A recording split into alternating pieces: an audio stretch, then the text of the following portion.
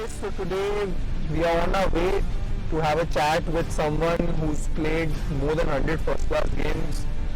10 साल IPL खेला है उन्होंने, and a player who knew how to get the best out of himself.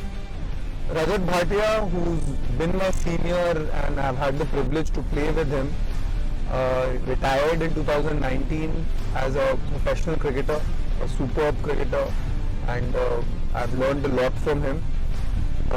He changed his line in the field of biomechanics in sports, and now he's helping a lot of cricketers to work on functional pattern, and he's has an expertise in that. तो आज के इस conversation को आप end तक सुनना, end तक देखना, because ये बहुत ही useful होने वाला है for a lot of cricketers जो training करते हैं, जिनको functional pattern के बारे में समझ आएगा and how it can help your own game.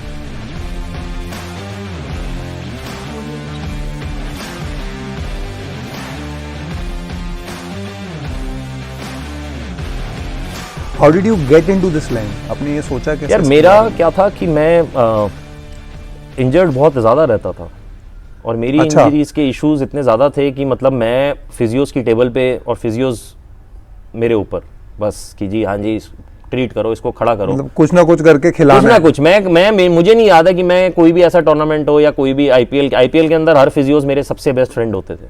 अच्छा, चाहे आप एंड्रू लिपर्स को ले लो, हाँ, चाहे आप जॉन ग्लॉस्टर को ले लो, हाँ, जितने भी फिजियोस रहे हैं वो मेरे बड़े अच्छे फ्रेंड रहे हैं। But over the period time जब मैं ये समझने लगा कि यार ये फिजियोस का काम नहीं है, क्योंकि फिजियोस आपको सिर्फ एक चद्दर डलती है। ये तो अपने आप समझने वाली बात है, क्योंकि मेरे इश्यूज है, क्योंकि क्रिकेट के बाद तो यार मेरे को अपनी आगे की लाइफ भी तो जीनी है। Absolutely. तो मैं इंजरीज में नहीं जीना चाहता। बैक के इश्यूज थे, नी के इश्यूज थे, तो ऑब्वियसली बात है वो इश्यूज बढ़ रहे थे। बट 35-36 ईयर्स में मैंने डिसाइड किया यार लेट्स गेट इनटू दिस। तब मैंने नेशनल क्रिकेट एकेडमी के जो मॉड्यूल्स हैं उनको उठा के देखा। मैंने कहा यार ये पूरी जिंदगी तो मैंने ये सब चीजें की है और कमी कहीं नहीं छोड़ी। आगे होता है ना कि बंदा कहता है कि यार हार्ड वर्क किया, भाई साहब मैंने बहुत हार्ड वर्क किया है यार। मतलब वो बात अलग है, मैं इंटरनेशनल क्रिकेट नहीं खेला, बट वो हार्ड वर्क स्मार्ट वर्क होता तो शायद मेरे को और मेरी बेटर होती बॉडी। बट भैया स्मार्ट वर्क भी तभी होता ना जब आपको पता होता। बिल्कुल, बट आज की डेट में भी लोगों को पता नहीं है, इसलिए वो क्या कर रहे हैं, वो सेम वही गलतियां कर रहे हैं, वही सेम हार्ड वर्क। मैं देखता हूँ लोग पागलों की तरह वेट्स उठा रहे हैं, वेट्स गिरा रहे हैं, भाग रहे हैं, बट वो भागने वाला तो काम अब कम ही हो गया। अगर तू नॉर्मली बहुत ही कम हो गया, बहुत कम हो गया। मतलब मैं स्प्रिंट्स और स्ट्राइड्स मारते हुए यार आप पुराने क्रिकेटर्स को देखो ना, पुराने क्रिकेटर्स आप उठाओ, चाहे आप कपिल देव उठा लो, संजीव शर्मा उठा लो, जितने भी पुराने क्रिकेटर्स थे, जो मैं संजीव शर्मा का तो नाम इसलिए लिया क्योंकि वो दिल्ली के क्रिकेटर हैं, मनोज प्रभाकर उठा लो, रॉजर बेनी उठा लो, मदन लाल उठा लो, यार वो भागते थे, दे यूज्ड टू रन। जब वो भागते थे तो उनका जो भागने का जो फंक्शन है वो बहुत बढ़िया था। आज की डेट में अगर मैं उनका भागने का तरीका और आज के भागने के तरीके को कंपेयर करूंगा तो शायद ही मुझे इतना बेटर तरीका दिखेगा, क्योंकि उन्होंने वो इतना ज्यादा वेट ट्रेनिंग में नहीं है। जब तक वेट ट्रेनिंग हमारे यहाँ पे आई तब तक वो उस चीज से निकल चुके थे, उनके कैरियर्स खत्म पे थे। बट आज अब वो बात आती है कि यार स्ट्रेंथ की बात है, ठीक है, अगर उनको पता होता कि कैसी एक्सरसाइजेस करनी है, ठीक तरीके से करनी है, वो क्रिकेट में लगनी चाहिए, तो डेफिनेटली उनको हेल्प मिलती। उनको by the time season change हुआ, आगे चल के चीजें आई, फिर आपको बाकी क्रिकेटर्स दिखे, स्ट्रेंथ एंड कंडीशनिंग धीरे धीरे हम ऑस्ट्रेलिया से तो लेकर आए हैं यार। मैक्सिमम नंबर ऑफ सर्जरीज कहाँ कराते हैं क्रिकेटर्स? ऑस्ट्रेलिया के अंदर थोड़ी सी भी इंजरी हुई आप सर्जरी करा लेते हो, मैनिपुलेट करते हो सिस्टम को। मेरे अगर एल्बो में दर्द है, आपने एल्बो की सर्जरी करा ली, कंधे में दर्द है, कंधे की सर्जरी करा ली, वही तो अब इंडिया में हो रहा है। आपने वहाँ का सिस्टम उठाया, आपने लेकर आया, बट आपने ये भी तो देखो यार वहाँ का सिस्टम उनको लग रहा है क्या? उनकी जेनेटिक्स और अपने जेनेटिक्स को आप कंपेयर नहीं कर सकते, दे आर जेनेटिकली स्ट्रांग यार। डेफिनेटली, ठीक है। आज की डेट में आप इस चीज को समझो कि कुछ चीजें जेनेटिकली पे भी इन्वॉल्व होती हैं, कि हमारे लाइफ के अंदर जो अफ्रीकन्स जितने भी थे उनका क्या था कि वो भाई साहब वेट्स उठा सकते थे और वो भाग सकते थे, उनका कोई दिक्कत नहीं थी, क्योंकि वो जेनेटिकली स्ट्रांग थे। एक इंडियन उस चीज को नहीं कर पाएगा, वो इसीलिए क्योंकि हम जेनेटिकली उतने ज्यादा स्ट्रांग नहीं है, हमारा जो स्ट्रक्चर है वो उस तरीके से बना हुआ है। The only good thing is we are close to equator, so हमारा तो इम्यून सिस्टम भी हिला हुआ है अभी इस टाइम पे, कि ओवर द पीरियड टाइम आप देख रहे हो कि हमारे यहाँ पे भाई साहब सब जिंक क्रीम लगा रहे हैं, सनस्क्रीन लगा रहे हैं, अपने आप को प्रोटेक्ट कर रहे हैं, विटामिन D3 या B12 किसी क्रिकेटर का भी करा लो, सबका काम आता है। आप अब तो ये तो हम डिविएट कर रहे हैं उस टॉपिक से, but basically it is a very deep science यार। The more you get into it the more you will get answers कि हाँ यार नहीं हमें ये चीज करनी चाहिए। बट देन भैया who spoke to you about functional pattern, कैसे आप उसमें गए? मैं इसीलिए गया क्योंकि बाद उस टाइम के बाद कि मैंने फिर अपने आसपास ढूंढना स्टार्ट किया। मैंने कहा यार मेरे पास मतलब आईपीएल में जो भी मैंने थोड़ा बहुत अर्निंग्स की या मैं बांग्लादेश जाता था एज अ प्रोफेशनल अर्निंग्स की, तो मेरे को ऐसा लगता था कि यार द बेस्ट वे इज़ कि यार मेरे को अपना वो इन्वेस्ट अपनी बॉडी पे ही करना है। तो ये जो सीईओ था इसका नॉडी एगुलर, वो उस टाइम पे एक्टिव हो रहा था, धीरे धीरे एक्टिव होने लगा। और फिर वो बहुत सारी बातें सोशल मीडिया पे करता था, सोशल मीडिया काफ़ी एक्टिव हो चुका। 2015 में मैं इंग्लैंड में था, वहाँ पे मैंने उसकी कुछ टॉक सुनी, हर टॉक के पीछे मुझे लॉजिक दिखता था। फिर मैंने उसको फॉलो करना स्टार्ट किया। फिर मैं एक सीज़न मैंने ब्रेक लिया, मैंने कहा मैं एक सीज़न ब्रेक लेता हूँ। मैं रॉटरडैम गया, वहाँ पे मैंने अपना पहला कोर्स किया, बेसिक्स था। उससे पहले मैंने 10 वीक ऑनलाइन था, वो किया, उसको समझने की कोशिश की, बेस को स्ट्रॉन्ग किया, एंड धीरे धीरे मैं उसके अंदर आया। तो फिर आपने खुद एक्सपीरियंस किया कि there was यस, खुद एक्सपीरियंस किया, खुद मैंने अपनी बॉडी पे ये चीज़ लगाई। मैंने जो चीज़ें मैंने करना चाहता था, क्योंकि बिकॉज अगर आप किसी चीज़ को लर्न करना चाहते हो, उससे पहले जो पुरानी चीज़ें आपने लर्न की हुई हैं उसको अनलर्न करना पड़ता है। डेफिनेटली, तो वो मैंने करना स्टार्ट किया। उसमें बहुत टाइम लगता है। और टाइम तो यार देखो, मैं जैसे जैसे करने लगा, देखो मेरे को ये था कि ये सिस्टम ऐसा था कि जैसे जैसे मैंने सिस्टम को फॉलो किया, मेरे अपने आप ही बॉडी के अंदर जो इश्यूज थे वो धीरे धीरे कम होने लगे। और एक पीरियड फिर ऐसे आया कि मेरे इश्यूज काफ़ी ज़्यादा डिसॉल्व हो गए, ख़त्म हो गए। ओके। अब मैं ये है कि यार आई एम टचवुड बहुत ईजी हूँ। बट भैया हो सकता है वो उसके लिए वजह से भी हो क्योंकि आपका लोड भी कम हो गया था। यार अगर ये ऐसा होता तो डेफिनेटली लास्ट के 3-4 साल में स्ट्रगल करता। अच्छा, तो आप काफी उसके पहले से उसके बाद में उत्तराखंड भी खेलने गया। अच्छा, आप उत्तराखंड में खेला, yes, 2019 मैं उत्तराखंड में खेला। मैं एक पूरा सीजन खेल के मैंने खुद देखा, क्योंकि क्या था कि जब मैं उत्तराखंड में खेल रहा था, मैंने इसका सिर्फ पहला ही कोर्स किया था, तब मेरा बायोमैकेनिक्स का कोर्स आ रहा था। तो मेरे को ये था कि मैं बायोमैकेनिक्स इस पूरे सीजन के बाद ही चेक करूंगा कि मैं करूँ या ना करूँ। बट फिर मेरे को लगा कि यार मैं पूरे सीजन में मैंने जब किया, मेरी इंजरीज हुई नहीं, मैं फिजियो टेबल पे नहीं बैठा, अपने आप मेरे को चीज़ें मेरी बहुत ईजी हुई। मैंने बॉलिंग भी की, बैटिंग भी की, सब कुछ किया, वो भी latter part of your career में। हाँ। तो ये सब चीज़ें मुझे बहुत हेल्प की, और जब ये सब चीज़ें मुझे हेल्प करने लगी तब मेरे को समझ में आया कि हाँ यार, नहीं यार, कहीं ना कहीं इस सिस्टम के अंदर। फिर मैंने सिस्टम को और समझा, बायोमैकेनिक्स 1 करने गया, बायोमैकेनिक्स 2, बायोमैकेनिक्स 3 जब मैं करके आया, फिर मैंने उस सिस्टम को नेशनल क्रिकेट अकेडमी या फिर आप ये कह लीजिए स्ट्रेंथ एंड कंडीशनिंग कंपनी किया। बहुत पीछे हैं यार ये उसको कैच ही नहीं कर सकते। मतलब आप ये लगा लो कि ये आसपास भी नहीं है, दे आर अराउंड 25-30 years अवे। बहुत। So is this being used outside? Yes, there is a private company called Functional Patterns. अच्छा। तो फंक्शनल पैटर्न्स का क्या था कि उन्होंने अपने प्राइवेटली इस चीज़ की इन्होंने स्टार्ट किया, उन्होंने कोर्सेज रन किए, उन्होंने इस चीज़ को बताना स्टार्ट किया। मैंने अपने ऊपर ये चीज़ें आजमाई, फिर यहाँ पर आने के बाद मैंने कुछ लड़कों पे आजमानी स्टार्ट की, बिकॉज स्पेसिफिकली फॉर क्रिकेट जो क्रिकेटर्स थे उन पे। अच्छा। और ये सिस्टम सिर्फ क्रिकेट पे नहीं लगता यार, वही मैं बोल रहा हूँ कि आपने इतना बड़ा है कि हाँ, आप किसी एक नॉर्मल ह्यूमंस को भी अगर ये कराओगे तो भी उसकी इंजरीज काफी जाने हाँ, वो तो तो मेरे पास ऐसे कई क्लाइंट्स हैं जो आज भी ये कहते हैं कि यार नहीं यार भैया, आपने मेरे को बहुत हेल्प की और उसके बाद फिर मेरी इंजरी वापस नहीं आई है। देखो, मैं तो ये कहता हूँ कि यार आप जब उठते हो, बैठते हो, चलते हो, दौड़ते हो या कुछ भी काम करते हो, नॉट ओनली अबाउट क्रिकेट, आप कुछ भी काम करते हो, आपकी बॉडी ग्रेविटी के साथ लड़ती है हर रोज। ग्रेविटी क्या है? ग्रेविटी आपको नीचे खींच रही है एवरी टाइम। इसलिए कोई भी बुढ़ा बंदा आपको ऐसे गिरा हुआ दिखेगा, उसकी स्पाइन नीचे की ओर क्रश होती हुई दिखती है। जब आप उसके अगेंस्ट काम करते हो ग्रेविटी के, तो आपको कॉन्सिक्वेंसेस झेलने ही पड़ेंगे, because it is against the law of nature. तो हम जब इतने ज्यादा वर्टिकल लिफ्ट्स उठाते हैं, स्ट्रेंथ गेन करना, एक बॉडी बिल्डर भी तो स्ट्रेंथ होती है ना उसके अंदर, क्या वो तेज बॉल डाल सकता है? That is what is यही क्वेश्चन मैं आपके पास बोलने वाला भी। Exactly. आप ये समझो कि आप एक ड्रेस खरीदने गए, मैं सबको एग्जांपल देता हूँ, आप एक ड्रेस खरीदने गए मार्केट के अंदर, ड्रेस बहुत सुंदर है, आपको फिट नहीं बैठती, उस ड्रेस का फायदा क्या? ड्रेस महंगी है, बट आप उसका फायदा, आप घर लेकर आए उस ड्रेस को, आपने पहना, आपको फिट ही नहीं आती। पर्सन टू पर्सन पे कॉन्टेक्स्ट, मैं आपको सही समझाता हूँ कि कॉन्टेक्स्ट क्या है। ट्रेडिशनल लिफ्टिंग के अंदर रोटेशन है ही नहीं। Zero when we ball we rotate, when we bat we rotate, when we do fielding we rotate, when we run the thoracic spine rotates। ठीक है, ट्रेडिशनल लिफ्टिंग के अंदर ज्यादा वेट ट्रांसफर वाली एक्सरसाइजेज है ही नहीं, वेट ट्रांसफर ही नहीं होता है। दोनों पैरों पे खड़े होके you lift the weights vertically, वहीं पे रहता है ट्रांसफर। तो प्रॉब्लम क्या है? जब आप लोड ऊपर की ओर लेके जाते हो तो लोड किस जगह पे नीचे प्रेशर मारता है? इट इज डाउन, आगे लीन नहीं करता। Exactly. Traditional lifting is only a linear kind of, मतलब आपको एक प्लेन ऑफ मोशन की एक्सरसाइजेस मिलेगी, वो ट्रांसवर्स प्लेन ऑफ मोशन में जा ही नहीं सकते क्योंकि उनको पढ़ाया ही नहीं गया। तो ट्रांसवर्स प्लेन मोशन में क्रिकेट चलती है। It is a 3 dimensional 4 dimensional sports है यार। और क्रिकेट एक ऐसा स्पोर्ट है कि यार जिसमें ये सारे फंक्शन लगते हैं।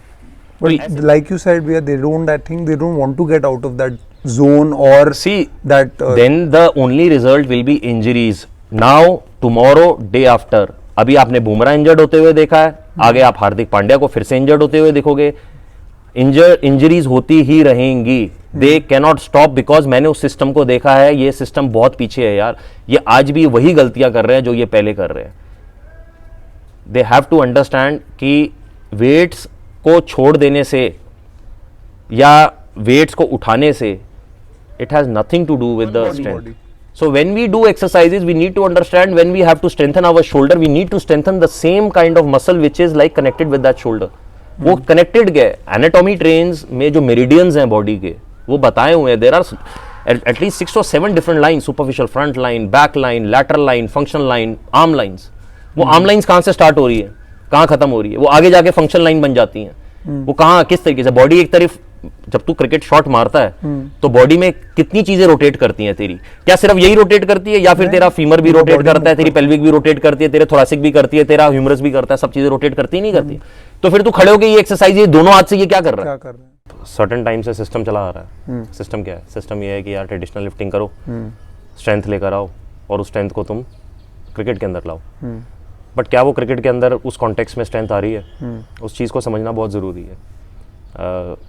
ज़्यादातर हमारे यहाँ पे बेसिकली क्या फंडा है कि शोल्डर इंजर्ड हुआ तो शोल्डर में स्ट्रेंथ कम है, बैक इंजरी हुई तो बैक में स्ट्रेंथ कम है, हिप इंजरी हुई तो ग्लूट में स्ट्रेंथ कम है। तो बेसिकली क्या है कि स्ट्रेंथ के इश्यूज़ हैं हर इंसान को, बट वो नॉर्मली ये नहीं समझते कि स्ट्रेंथ किस कॉन्टेक्स्ट में आपको लेकर आनी है, आपकी बॉडी किस तरीके से मूव करती है, वो बहुत इंपॉर्टेंट है ना। अगर आपकी बॉडी उस तरीके से मूव करती नहीं है और आप उसको ये कहते हो कि यार मेरे को स्ट्रेंथ चाहिए, हर बंदे को स्ट्रेंथ चाहिए, मतलब आप ये लगा लो कि ऊपर से विराट कोहली से लेके नीचे जितना भी डोमेस्टिक का क्रिकेटर है वो सिर्फ स्ट्रेंथ के लिए भाग रहा है। बट वो स्ट्रेंथ क्या क्रिकेट के अंदर लग भी रही है या नहीं? करेक्ट। तो इस चीज़ को समझना बहुत ज़रूरी है कि क्या आप स्ट्रेंथ एंड कंडीशनिंग को कब तक लेके चल रहे हो। आपने अपना सिस्टम इवॉल्व ही नहीं किया, स्ट्रेंथ एंड कंडीशनिंग इवॉल्व हुई नहीं है। वो इवॉल्व इसलिए नहीं हुई है क्योंकि उसके अंदर आपको एक प्लेन ऑफ मोशन की ही बात करते हैं, वो बाकी प्लेन ऑफ मोशन की बात करते ही नहीं है। वो यही कहते हैं कि नहीं यार बस it is all about vertical. कहता हूँ कि यार आप सब छोड़ दो, आप रिजल्ट्स कहाँ ला रहे हो? रिजल्ट्स क्या? इंजरीज है ना। करेक्ट। और हर स्टेज पे एक बात कहनी कि यार विराट कोहली ये ट्रेनिंग करता है। अरे विराट कोहली अच्छा भागता है इसलिए वो वेट्स उठा पाता है। इट इज नॉट अबाउट कि वो वेट्स उठाता है तो वो अच्छा भाग पाता है। ये लोगों को बहुत बड़ी गलतफहमी है यार कि हम वेट्स उठाते हैं अच्छा इसीलिए हम अच्छा भाग पाते हैं। ऐसा नहीं है। हम अच्छा भागते हैं इसीलिए हम अच्छा भागते हैं। सी ह्यूमंस जो हैं वो इवॉल्व कुछ चीजों के लिए, उनके फंक्शंस हैं। जैसे एक बर्ड का एक फंक्शन है, कैंगरू का एक फंक्शन है। हर बंदा वो फंक्शन उस फंक्शन में चलता है। कैंगरू अपने 2 पैर पे जंप करता है, ठीक है। बर्ड्स एडक्शन है। और आप किसी डॉग को देख लो या लायन को देख लो, उनके 4 पैरों पे चलने वाले हुए हैं। ह्यूमंस कॉन्ट्रालैटरल रेसिप्रोकेटर्स है यार, बाइपेटल ऑर्गेनिजम्स हैं। हमारा जो पैटर्न है चलने का वो स्लिंग पैटर्न है, और स्लिंग पैटर्न के अंदर रोटेशन इन्वॉल्व होती है, वेट ट्रांसफर होता है। अब स्टैंडिंग, वॉकिंग, रनिंग ये हमारे फंक्शंस हैं। अगर आप इस फंक्शंस के बाहर अपनी एक्सरसाइजेस को लेके जाओगे तो प्रॉब्लम ये होगी कि आपके इंजरीज आनी है। और क्रिकेट के अंदर भी तो यही तो 4 फंक्शंस, चौथा फंक्शन है throwing, because humans evolve in functions के लिए हुए हैं, standing, walking, running and throwing. इसके ब्रीदिंग के बाद these 4 functions are very important. आप डेली लाइफ में देख लो, आप डेली लाइफ में उठते हो, सुबह उठते हो, आप वॉक करते हो, चलते हो, आप जो लोकोमोटिव मोशन की बात करते हो, लोकोमोटिव मोशन कह लो या फिर उसको इन फंक्शन से जोड़ लो। लोकोमोटिव मोशन हो सकता है किसी को इतना ज्यादा उसके बारे में इतना नहीं पता, बिकॉज ये टेक्निकल टर्म्स आ गए। अगर मैं ये बोलूं कि यार femur, humerus, tilt, people will not understand. आप फंक्शंस को देखो तो standing, walking, running and throwing ऐसे ही फंक्शन है कि हर ह्यूमंस हर रोज ये करता है। अगर किसी भी बंदे को अगर आप देखोगे जो डिटोरेट कर रहा है, मतलब वो गिर रहा है अपने फंक्शंस में, उसका इम्यून सिस्टम गिरेगा, उसकी बॉडी डिटोरेट करेगी, उसको हेल्थ इश्यूज आएंगे उसके इम्यून सिस्टम के साथ साथ। उसकी cricket academy, I am not against any cricketer, I am not against Virat Kohli, मैं इनके नहीं हूँ, बट मैं अगेंस्ट द सिस्टम विच जो लग नहीं रहा क्रिकेट में और उसकी वजह से इंजर्ड हो रहे हैं। ये लोगों को गलत फहमी है। सी एक्चुअली क्या होता है, लोग ये सोचते हैं कि यार ये जो बंदा है ये अपने फ़ायदे की बात कर रहा है और ये जो बात कर रहा है वो हमें चेंज करने की बात कर रहा है। मैं चेंज करने की बात नहीं कर रहा, मैं ये कह रहा हूँ कि यार आप सिस्टम को एजुकेट करो, आप सिस्टम को, आप उस बॉक्स से बाहर निकलो। आप उस बॉक्स से बाहर निकलना ही नहीं चाहते तो आपको कैसे पता चलेगा। अब मेरे पास कोई लड़का ट्रेनिंग करने आता है और मैं उसको ये चीज़ कराता हूँ तो सबसे पहले मैं उसको क्या कहता हूँ, मैं कहता हूँ भाई जो तू एक्सरसाइजेज वहाँ करता है उनको बंद कर, वो एक्सरसाइजेज बंद कर, मैं तेरे को यहाँ से स्टार्ट करूँगा क्योंकि मेरे को तेरी बॉडी के मैकेनिक्स चेंज करने पड़ेंगे और जब मैं मैकेनिक्स चेंज करूँगा तो ही मुझे पता चलेगा कि हाँ यार नहीं तेरी बॉडी कहाँ गलतियाँ कर रही है। अब प्रॉब्लम ये आती है कि जब वो मेरे पास ट्रेनिंग करके किसी एकेडमी में जाता है तो वहाँ पे जो ट्रेनर्स हैं वो कुछ और बता देते हैं, वो कहते हैं ये करना ही नहीं है, हाँ वो उसको रोकते हैं। दिल्ली के क्रिकेटर्स हैं, रणजी ट्रॉफी के हैं, वो नेशनल क्रिकेट एकेडमी में जब उनका गए वो तो उनको रोका गया, उनके ट्रेनर्स ने उनको क्या कहते हैं जो वहाँ पे अपॉइंट किए गए थे वो कहते हैं कि नहीं जी ये आप जो कर रहे हो उससे आपको स्ट्रेंथ नहीं आएगी। भैया जिनमें स्ट्रेंथ आ रही है वो तो इंजर्ड हो रहे हैं। करेक्ट। और जो नॉर्मली पूरा अपना कैंप निकाल के आ गया, बॉल करके आ गया, उसे वो इंजर्ड नहीं हुआ, उसमें स्ट्रेंथ नहीं है। तो इसका बैलेंस भी कैसे करा जाता है? Like how do you balance it out that you even do the functional part of it and you also get the strength, so how do you balance that out? वो उसमें आप करते हो या you only do this? See यार मैंने पहले भी बोला है कि किस कॉन्टेक्स्ट में आप स्ट्रेंथ को गेन कर रहे हो। एक नॉर्मल सी बात है जब आप भाग रहे हो और आपका ग्लूट मैक्स एक्टिव ही नहीं हो रहा, फायर ही नहीं हो रहा, ठीक है। ग्लूट मैक्स मैंने इसलिए बताया क्योंकि this is one of the strongest muscle, the 3 strongest muscles in our body जो एक पिलर्स की तरह काम करते हैं। The glute max, transverse abdomen and thoracic spine जो बेसिकली पीछे से जो उसको उठा के रखती है।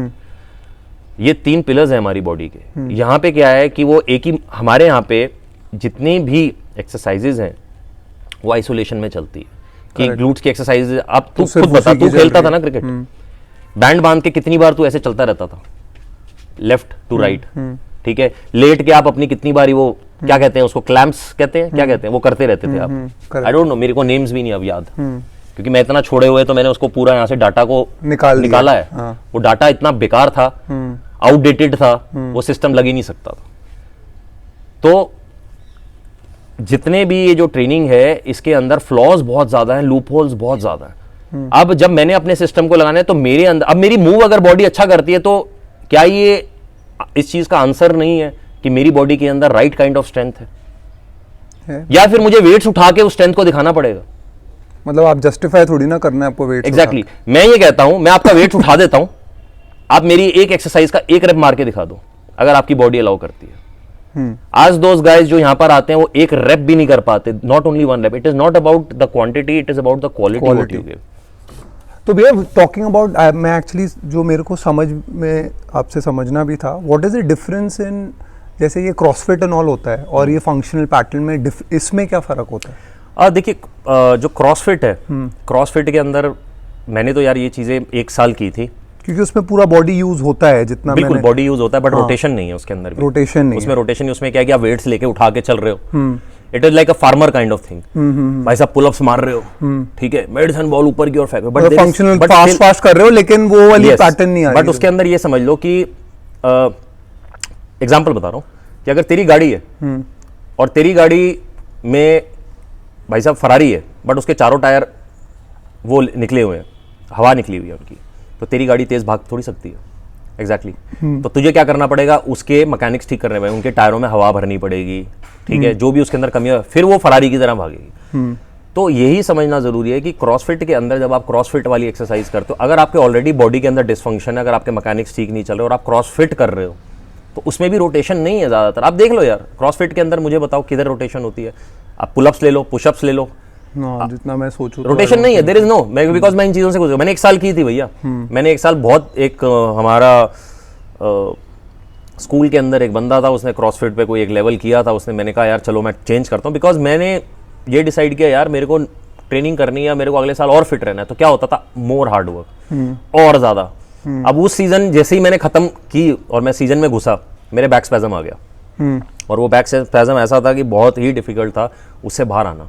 तो उसके बाद मैंने क्या नहीं किया, मैंने फिर एक पहले तो ये होता है कि भाई साहब आप मेहनत करते हो इंजरी से दूर होने के लिए, आप कहते हो कि यार नहीं मेरे को और स्ट्रॉन्ग करना है अपने आप को, क्योंकि दिमाग में यही डला हुआ है ना कि भाई साहब अगर आप इंजर्ड हो रहे हो तो मतलब आप वीक हो, आपकी मसल्स वीक है। मैंने और स्ट्रॉन्ग किया, फिर उसके बाद मैंने उसको ठीक करने में लगा रहा, तो वो टाइम वेस्ट बहुत ज़्यादा होता है। तो मेरी लाइफ के अंदर ये टाइम वेस्ट बहुत ज़्यादा हुआ कि इंजरी। आपकी क्या भैया, बहुतों के में ये होता है, बिकॉज किसी को पता ही आप नहीं। देख लो ना दीपक चैर, दीपक चैर से बड़ा तो कोई एग्जाम्पल नहीं होगा। और वो आप उसकी ट्रेनिंग उठा के देखो, आज की डेट में आप उसकी ट्रेनिंग उठा के देखो, मैं कहता हूँ सब छोड़ दो, आप ट्रेनिंग कर दो, वो क्या ट्रेनिंग करता है और वो कैसे अनफिट रहता है। अगर वो इतनी अच्छी ट्रेनिंग करता है, और बहुत पहले मेरी उससे बात हुई थी, बहुत पहले, मैं ये नहीं कहता कि आज की डेट में, तो कहता था कि भैया मैं तो ये है कि वो कहेंगे मुझे सो तो मैं सोऊंगा, मुझे कहे जाग तो मैं जागूंगा, क्योंकि मैं वो करना चाहता हूं कि मैं अपनी बॉडी मेरी ठीक रहे। आज तक उसकी बॉडी ठीक नहीं हो पाई है बिकॉज आपने उसके डिसफंक्शंस ठीक नहीं किए। आप एक ही चीज़ में, जब वो हैमस्ट्रिंग की उसके पीछे इंजरी हुई थी, आप उसकी हैमस्ट्रिंग में लगे रहे, हैमस्ट्रिंग में ही लगे रहे, आपने ये देखा ही नहीं कि वो हैमस्ट्रिंग की इंजरी आ कैसे रही है, क्यों आ रही है। हैमस्ट्रिंग से उसकी बैक स्ट्रेस फ्रैक्चर हो गई, बैक स्ट्रेस फ्रैक्चर से उसे और कोई इंजरी आ गई, वो फिर वापस हैमस्ट्रिंग पे आ गई। तो टेंशन डिस्पर्स हो रही है, टेंशन ठीक नहीं हो रही है, आप टेंशन को इग्नोर कर रहे इग्नोर नहीं कर रहे, आप उस पर चद्दर डाल रहे हो। वो चद्दर डलती है हमारे यहाँ पे, और फिर एंड में क्या आता है, इसकी सर्जरी करा दो। श्रेयस अय्यर, जसप्रीत बुमराह, उनकी इंजरीज ऐसी स्टेज पे पहुंच चुकी है कि अब उनको सर्जरीज करानी पड़ रही है। आज मैं एक नॉर्मल सी बात करता हूँ, कितने ऐसे फास्ट बॉलर हैं जिनको आप बॉल देते हो इधर से ओवर डालना है, अरे भैया पहले 2-3 पहले ओवर बताया करो, थोड़ा स्ट्रेच करना है, ये करना है, बिकॉज दे थिंक कि यार नहीं मेरे को बॉडी को खोलना है। यार अगर आपकी बॉडी आपने अच्छी रिलीज की हुई है, अगर वो मसल्स इंटीग्रेटेड है, then you will be able to bowl the next over, you will be able to sprint better. ऐसा तो नहीं है कि शेर आपके सामने है और शेर को बोला यार रुक भाई मुझे पहले स्ट्रेच करने दे, फिर तू मेरे पीछे भागियो। Life is very unpredictable. जब सिचुएशन आपके ऊपर आती है तो it is all of a sudden, you have to move. So उस तरीके की बॉडीज हमारे पास तो अभी तो है, सॉरी, और उसके लिए थोड़ा काम करना पड़ेगा, अनकंफर्टेबल होना पड़ेगा, अपने आप को एजुकेट करना पड़ेगा, और without that it's not going to work. जब मैं किसी का भागने का मैकेनिक्स देखता हूँ, अब मैं किसी का नाम नहीं लूंगा बट बहुत, जब मैं किसी के ऐसे इंस्टाग्राम पे जब वो भागते हुए दिखाते हैं, ट्रेडमिल पे भाग रहे हैं और वो ट्रेडमिल भी फ्लैट है, कि ट्रेडमिल चल रही है, आप ग्राउंड टेंशन ले ही नहीं रहे, आप क्या कर रहे हो, पैर रख रहे हो, ट्रेडमिल आपको पैर को पीछे खींच रही है। तो फिर वो मैकेनिक्स तो हो ही नहीं रहे, वो तो एग्जैक्टली, आपका मूवमेंट, आप ग्राउंड फोर्स तो क्रिएट कर ही नहीं रहे हो ना। But can this go hand in hand, और कैसे? It is going to take time. First of all, you need to educate. You need to understand कि how the body moves. Once you understand how the body moves, then you understand how the cricket operates. Correct. Once you understand how the cricket operates, then you know that this exercise लगेगी नहीं लगेगी. Squats. हर player squat करता है, fast bowler squat करता है, batsman squat करता है, wicket keeper squat करता है, सब स्क्वाट्स करते हैं, दबा के स्क्वाट्स करते हैं सब। एक स्क्वाट एक ऐसी एक्सरसाइज है भाई साहब, जिम के अंदर हर बंदा कर रहा है, बॉडी बिल्डर कर रहा है, सब कर रहे हैं, ठीक है। आप स्क्वाट जब करते हो क्रिकेट फील्ड के अंदर, आप कितनी स्क्वाट करते हो मुझे बताना, आप स्क्वाट पोजीशन में कितनी बार आते हो? I can't think of. Okay, let's see, मैं ये मानता हूं कि चलो ठीक है, उसको 5% ले लेते हैं कि विकेट कीपर तो स्क्वाट करता है ना, करता है। जब विकेट कीपर ऊपर आता है, बॉडी उठ रहा होता है, तो कितनी बार होता है कि उसकी छाती पे ही बॉल आती है, और कितनी बार होता है कि उसका वेट ट्रांसफर होता है और उसकी थोरैसिक रोटेट हो जाती है, मोस्टली रोटेट होती है। बट जब आप विकेट कीपर को स्क्वाट करते देखोगे तो वो सीधा होता है, तो वो सीधा ही उठता है और सीधा ही बैठता है, सीधा उठता है सीधा बैठता है, सीधा उठता है, वेट डाल लेगा, सीधा उठेगा सीधा बैठेगा, क्या सोच के कि मेरे टांगों में स्ट्रेंथ है। भाई साहब टांगों में तो स्ट्रेंथ आपके आ रही है, बट वर्टिकल पोजीशन में आ रही है, जब आप उठ रहे हो आपकी बॉडी रोटेट हो ही नहीं रही। तो मैं किसी भी बंदे को अगर स्क्वाट कराना है, मैं उसको पुली सिस्टम पे स्क्वाट कराता हूं, और मैं उसको बोलता हूं कि जब नीचे से ऊपर आ रहा है, you need to rotate your thoracic, you need to transfer your weight from left to right और from right to left, same amount of weight. अगर मैं 30 किलो से स्क्वाट कर रहा हूं, 30 किलो आप पुली सिस्टम पे डालो, तो वो जो लोड पैटर्न है वेट का वो बदल जाता है। तो एक चीज आप जो बोल रहे हो कि अगर आइसोलेटेड चीज कर रहे हैं तो उसमें सेम प्रोडक्टिविटी नहीं आ रही है, नहीं आएगी, या वो है ही गलत? आइसोलेटेड तो है ही गलत। आइसोलेटेड मैं ये मान सकता हूं कि कोई इंजर्ड हुआ है, ओके यार अब हम धीरे धीरे उसको आइसोलेशन से एक्सरसाइज कराना स्टार्ट करें, ठीक है। देख, you can even do isolated exercise अगर वो इंटीग्रेट हो रही है बाकी बॉडी पार्ट्स के साथ। Got it, understood. ठीक है, कि अगर मैं ऐसे बैठ के किसी पुलिस सिस्टम को खींच रहा हूं और सिर्फ शोल्डर की एक्सरसाइज कर रहा हूं, बट साथ साथ मैं अपनी शोल्डर को रोटेट कर रहा हूं, तो क्या हो रहा है कि मेरा शोल्डर तो मूव हो रहा है, साथ साथ मेरा ऑब्लिक्स भी काम कर रहे हैं, ठीक है ना। तो बैठ के भी आप इंटीग्रेट कर रहे हो मसल्स को। The more you integrate the better the muscles will be.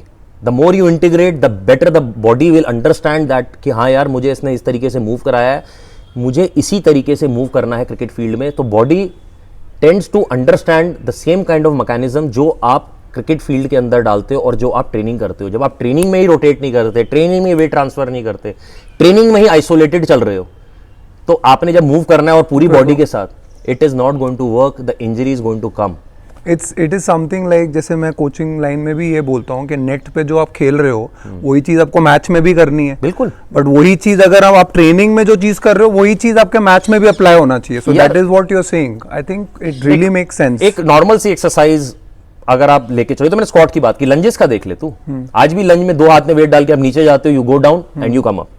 Cricket में आप किस टाइम पे लंच कर रहे होते हो? The moment you about to hit a 6, जब आप 6 मारते हो, द बॉडी रोटेट्स, रोटेशन के साथ आपका लंज. एग्जैक्टली, आप लंच करते हो. बट क्या आपका ग्लूट उस चीज को ले पाता है? क्या वो घूम तो नहीं जाता उस टाइम पे? क्या वो उस तरीके का वेरिएबल है? आप उस तरीके से अपनी बॉडी को उस तरीके से पोजीशन कर पाते हो? यार हाइड्रेशन एक बहुत इंपॉर्टेंट सब्जेक्ट है हमारे यहाँ पे, कि बॉडी हाइड्रेट होती है या नहीं होती है. बॉडी का क्या होता है, मसल्स टिश्यूज जब कॉन्ट्रैक्ट करते हैं वो एक स्पंज की तरह है, वो पानी को सक करते हैं और जब वो लेंथन होते हैं वो पानी उसमें स्टोर रहता है. ठीक है, अब आप ये सोचो कि वो जो पानी जो उसके अंदर स्टोर रहता है वो कितने टाइम के लिए स्टोर रहता है. आपकी बॉडी जब गलत मूव करती है तो वो क्या कर रही है कि वो सक ही नहीं कर रही पानी को, वो कॉन्ट्रैक्ट ही नहीं कर रही है. आप उसको स्ट्रेच कर करके वो पानी स्टोर है वो भी निकल रहा है. तो हमें ये समझना है कि बॉडी के जो मसल टिश्यूज हैं उसको कहीं किसी जगह से कॉन्ट्रैक्ट करना है, उसका ऑपोजिट मसल लेंथन होता है. It is this, if my bicep contracts, the tricep stretch. If the tricep stretch, the biceps contract. ये कॉन्ट्रैक्ट कर रहा है तो ये स्ट्रेच हो रहा है. तो इट इज लाइक दिस. तो वैसे ही बॉडी के अंदर ऐसा ही मैकेनिज्म है कि if one part contract, the other opposite muscle stretches. But it has to deal with other things also. तो आप पानी पिए जा रहे हो, भाई साहब मुझे 5 लीटर पानी पीना है. भाई साहब वो 5 लीटर पानी आपकी बॉडी से निकल रहा है, वो स्टोर ही नहीं हो रहा बॉडी के अंदर. आप पी रहे हो और बाथरूम जा रहे हो. स्टोर कैसे होगा? अगर आपकी बॉडी का राइट मैकेनिज्म है. एवरेज बॉडी की तभी अच्छी होगी जब पानी स्टोर होगा. बॉडी के अंदर स्टोर हो नहीं रहा क्योंकि टिश्यूज ले नहीं पा रहे. किसी जगह पे अगर आपकी बॉडी एक गलत तरीके से मूव कर रही है तो वहां पे क्या होगा, पानी जाएगा ही नहीं. उस फेशिया वो ड्राई होता चला जाएगा. और ड्राई मिट्टी को मूव कराना इज डिफिकल्ट. इसलिए तो बच्चे की आप पैर उठा के उसके यहाँ पे लगाते, बिकॉज इट इज हाइड्रेटेड. वो जब बच्चा पैदा होता है उसका ऐसे कर लो, ऐसे कर लो, ऐसे कर लो, कुछ भी कर लो. इसीलिए तो वो बच्चा ऐसे स्क्वाट पोजीशन में बहुत आराम से बैठ जाता है. के साथ स्ट्रेंथ कर रहे हो. एग्जैक्टली. जब आप बाइसेप कर्ल करते हो, आप बाइसेप को स्ट्रॉन्ग करते हो. जिस तरीके से मैं बाइसेप कर्ल करता हूँ और मैं इसको उठाता हूँ, प्रेस मारता हूँ, there is a big difference. तो there is a big difference. That difference is because मेरी जो मसल्स हैं वो जब मैं बाइसेप कर्ल कर रहा हूँ वो इंटीग्रेट हो, मेरा वेट ट्रांसफर हो, और जब मैं उसको ऊपर लेके जाऊँ मेरी टॉर्सो की रोटेशन हो. ह्यूमरस हमेशा ऐसे ही नहीं रहता. It is not this. It is like it goes in, it goes out, it goes in. So there is a time when your body is doing a bicep curl while sprinting. Okay? Correct. At the same time the torso is rotating. At the same time there is a transfer of weight. So there are a lot of things happening at the same time. So we need to replicate that thing at the same time. हमें ये भी समझना है कि वो चीज़ जिसको तुम strong कर रहे हो वो integrate हो रही है बाकी मसल से. जब मैं बाइसेप कर्ल कर रहा हूँ क्या मेरा ग्लूट फायर हो रहा है? नहीं. ट्रांसफर ट्विस्ट है. जब तुम ट्रांसफर ट्विस्ट करते हो, तूने भी किया होगा यार डेफिनेटली ये वाली, ये क्या तेरे ग्लूट्स फायर करते थे?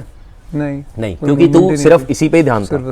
बट मैं जब करता हूँ किसी को भी, मैं सिर्फ 5 किलो से अगर मैं तेरे को ट्रांसफर ट्विस्ट कराऊं और तेरी बॉडी को रोटेट करूं उधर की ओर, तो तेरा ग्लूट अपने आप फायर होना स्टार्ट हो जाएगा.